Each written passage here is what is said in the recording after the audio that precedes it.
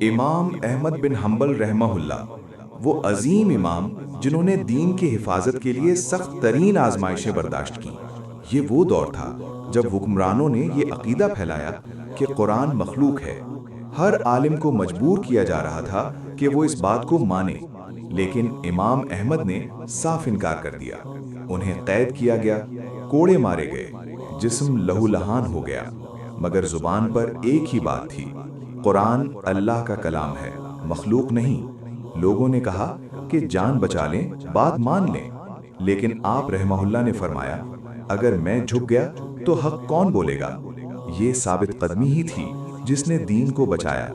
آخرکار اللہ نے آپ کو سرخرو کیا، اور آج پوری دنیا میں آپ کا نام عزت سے لیا جاتا ہے۔ یہ واقعہ ہمیں سکھاتا ہے کہ سچ پر ڈٹ جانا ہی اصل کامیابی ہے۔ اقبال نے کیا خوب کہا ہے: خودی کو کر بلند اتنا کہ ہر تقدیر سے پہلے خدا بندے سے خود پوچھے، بتا تیری رضا کیا ہے۔